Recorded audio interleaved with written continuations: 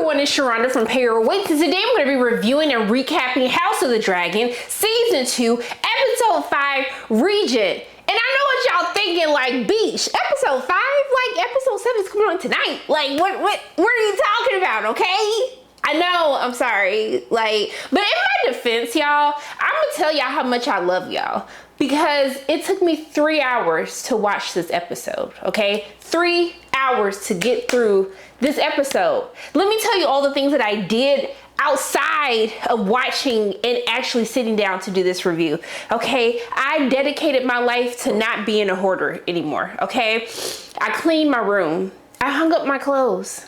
I organized my nightstand, cleaned my bathroom, organized my travel bag, okay? Started packing for a trip that doesn't happen for 2 more days. That's how much I didn't want to review this episode. And honestly, when I rewatched it, I was like, yeah, this is exactly why I didn't review this, because nothing happened. But because I love you, and I'm really tired of y'all dragging me, I'm gonna go ahead and I'm gonna recap episodes 5 and 6, and you will get 7 on time. I promise. I'm sick and tired of your broken promises. I know, I wouldn't trust myself either at this point, but let's get into episode 5 where nothing happened. So we're gonna start with Sir Crispy. And I feel like, actually, I'm gonna hold that. I'm trying to get into heaven. Hold that thought. So we're not gonna talk about the rotten fruit. Like, y'all sitting up here plotting about war, and my girl is like picking, you know, what's the least rotten fruit for me to eat. Like, that really disrupted my spirit, okay? But then we see that raggedy ass Sir Crispy, he decided that he wanted to parade Melissa's dead head all up and down King's Landing, okay? They're making it back from the battle of Rook's Rest, where R.I.P. my girl Rhaenys, we lost a real one. Okay, I'm still upset about it. So he's parading this dragon head, okay? And I'm just sitting here like, Kim, people are dying out here and you're parading this dragon head, and then you got Sir Crispy Part 2.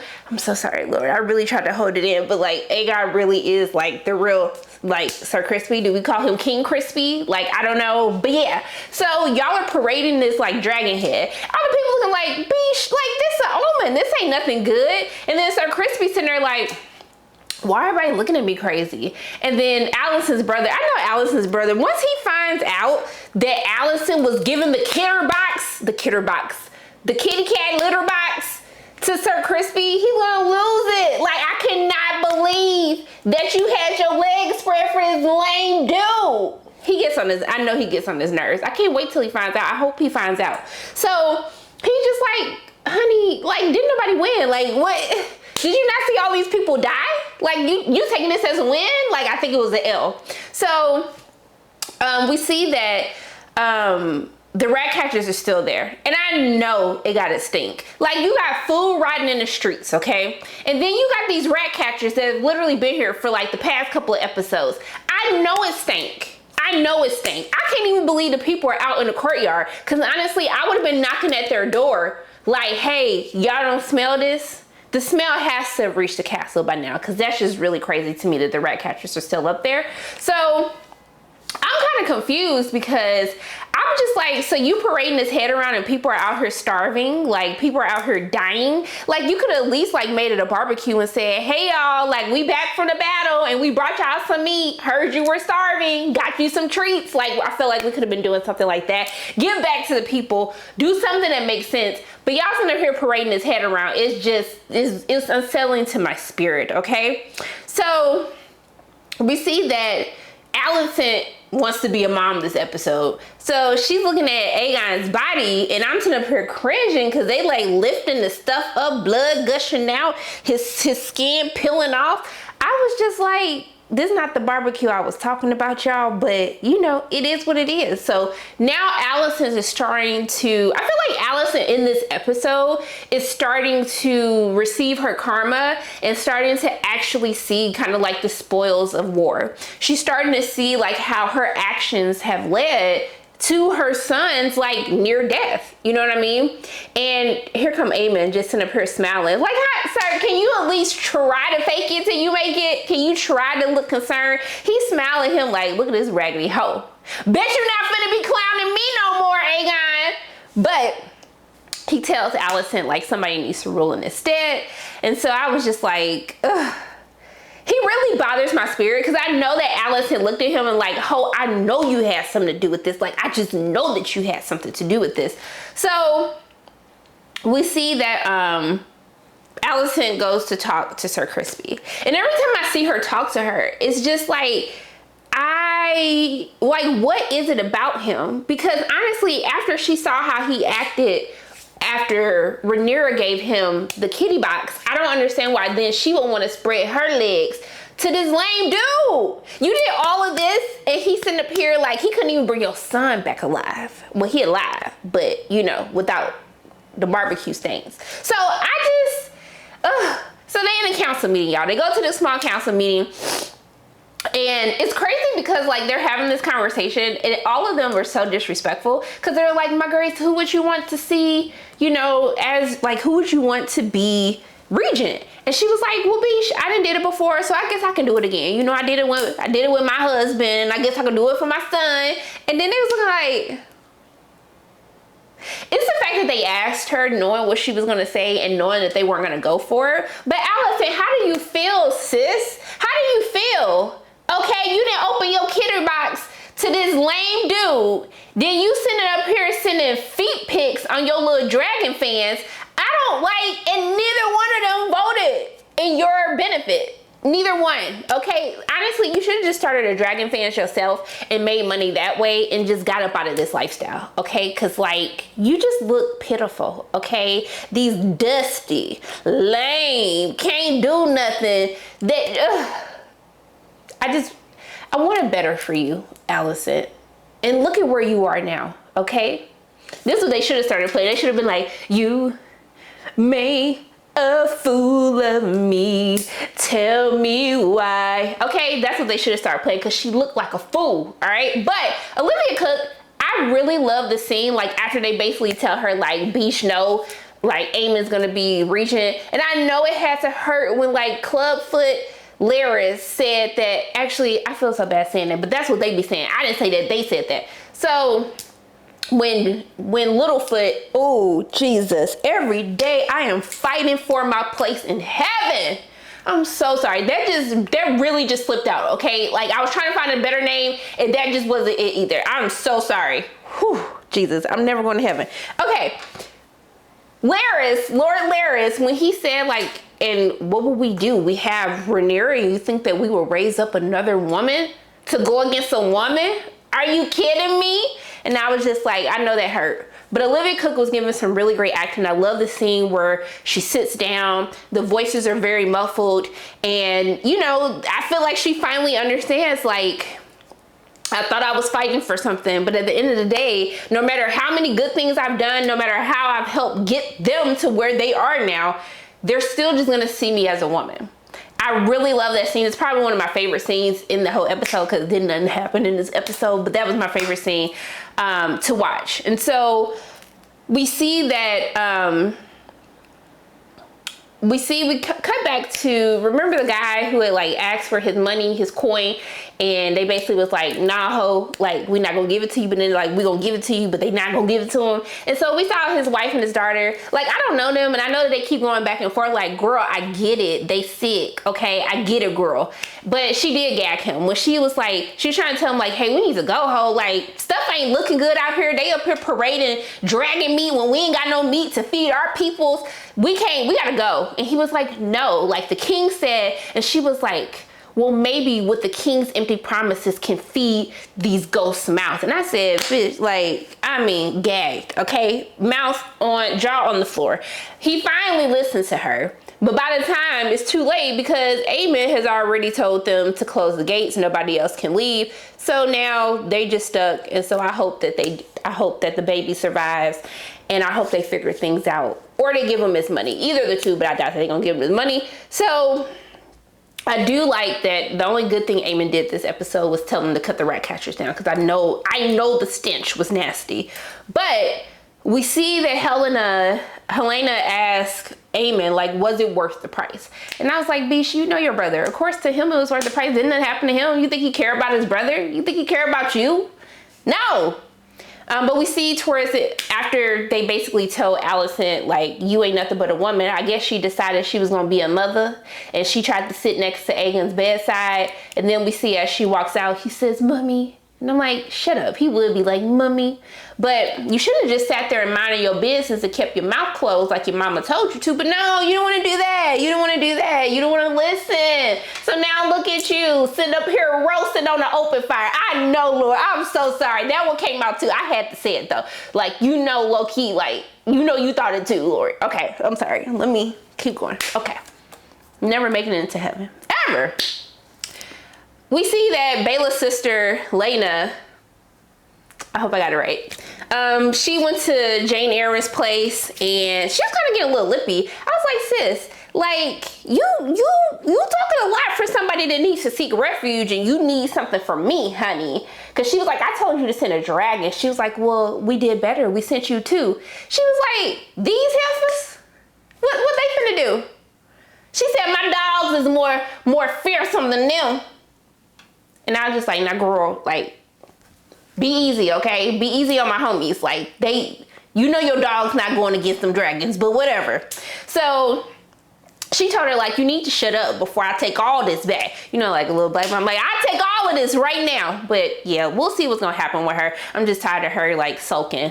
Let's go ahead and talk about Daemon, because, like, how many episodes are we gonna do this, y'all? Because it's getting old. All right, so Daemon's still at Harrenhal, losing his mind. But y'all have really lost your minds with this. But before I can even get into that, the battle between the Brackens and the Blackwoods, like, I truly need y'all to wrap that up too. Like, it's been how many, like, hundreds of years? Like, let it go, please. So basically he gives Sir William Blackwood, like, full authority, like, hey, go get them hoes, do whatever you gotta do, but they gotta be fighting for me by the end of the week, okay? So he did that, but my man's is taking women, children, like, burning fields, taking cattle, taking livestock, like, that's not what I told you to do, but okay. So he's still having these visions. So finally he having a good vision. I was like, okay, look at him, like, okay, blowing somebody back out, like, got the little sex vision. I was like, okay. I was like, she cute, all right. Like, I mean, it's not cheating if it's in your visions, is it? So he's sitting up there, like, you know, he was like making sure that the litter box, the kitter box was moisturized, and I was like, okay, you better moisturize that kitter box. Okay, I see you, Daemon. And then she started talking. I was like, okay, well, I guess some people like to do, you know, a lot of talking, like, add that little foreplay in there, to each their own.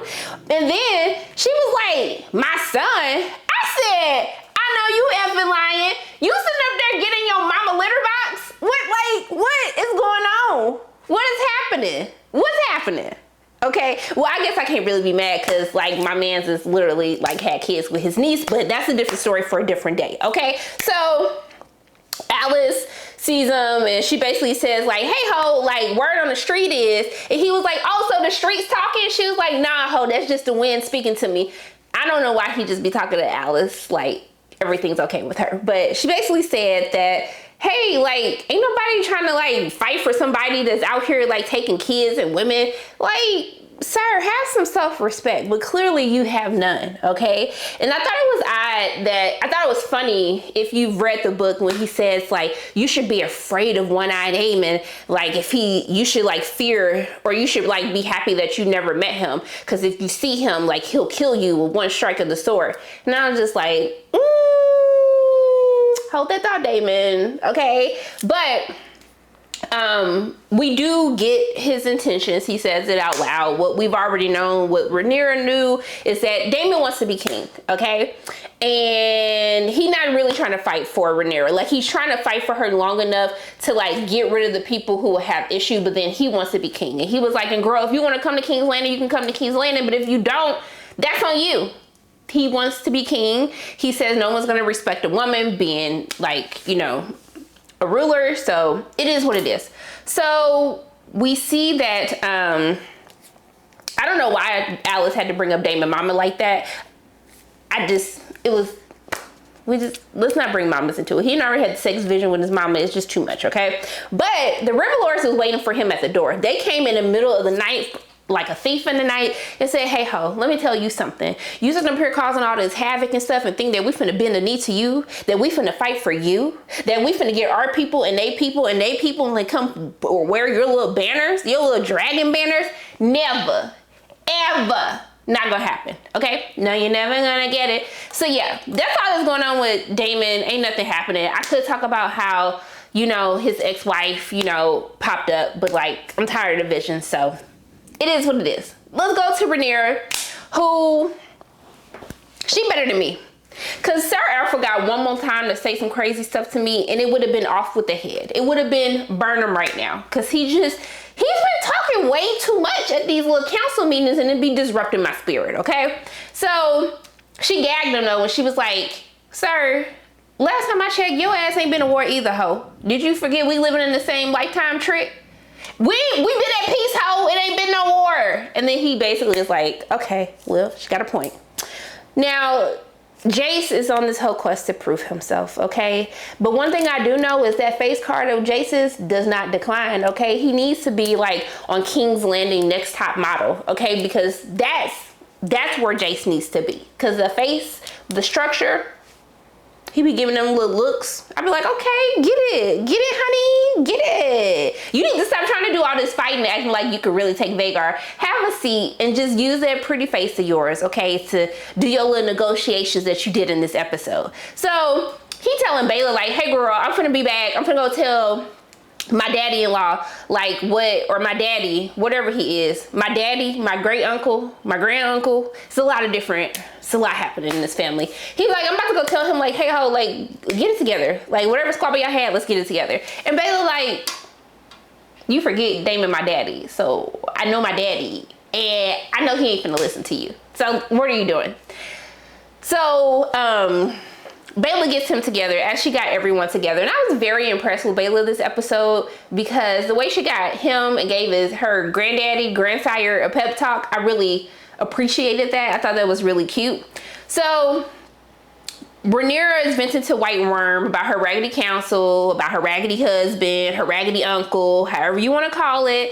And she basically tells her like she feels lost. Like everyone's fighting for me, but I can't go fight because I need to be protected. But if I was a son, we wouldn't even be in this, and I would have been taught how to fight in war, and it wouldn't have like been this whole big thing. And then she was like, hey girl, like don't even worry, like you know that like lame dude that you gave your little LITTERBOX to, he dragged his dragon head and people are gonna see it as an omen, so like you might be able to use that to your opportunity, okay? So she gives Baela the pen, the hand pen to give to Lord Corlys, who is just going through it because baby, he done lost all his kids, he done lost his wife. Well, he didn't lose all his kids, he lost all of the kids that he claims publicly, but yeah, he going through it. So she ends up giving her grandsire's pep talk, and you know, I guess he gonna agree to be the hand, even though low-key like White Worm, she kind of giving with the council, but it's okay, it's whatever. Jace goes to basically kind of help them with the whole Riverland situation, and so he tells them like, yeah, you can have Harrenhal, and they were like, but he was like, but I need some bent knees. And I said, you know what, Jace, I still don't rock with you all the time with your decisions because I feel like you be doing a lot and you can't really back it up. But when he said bent knees, I was like, that's how you do it, okay?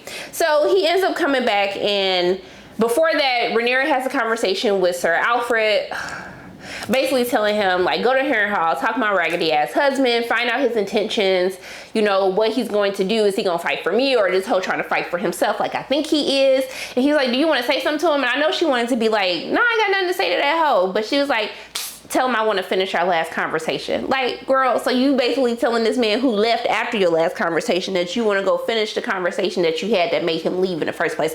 I don't know what you trying to do, but it is what it is. And then she was like, and then also find out his state of mind. And I said, well, sweetie, his state of mind is not there and his intentions are not good. I can tell you that right now. But after Jace comes back, You know, I do like the conversation Rhaenyra has with Jace, because I was happy that she was able to recognize that she's really more so upset because she can't do anything than him going off and, you know, doing whatever he did. So she needs to tell him like she's proud of him, you know, kind of being proactive, taking control. And then basically they say that they need more dragon riders. And then Jace is like, where the bastard hoes at? And then the episode ends.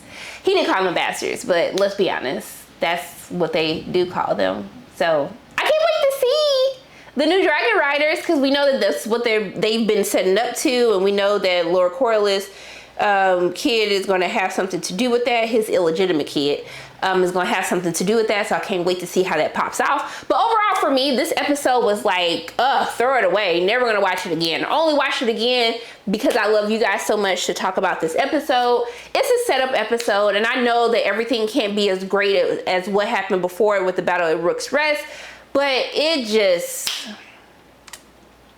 I'm gonna forget this episode ever happened, all right? But hopefully episode 6 is gonna be good. I can't wait to see what's gonna happen, transpire. I've seen all the memes, but I don't understand the context of the memes. But yeah, those are my thoughts on House of the Dragon Season 2, Episode 5, Regent. As always, my name is Sharona from payorwait, and if you like what you saw today, make sure you hit the like button, hit subscribe, share this video with your friends, and make sure you hit that notification bell. And I love you guys 3000. And until I see you again, bye.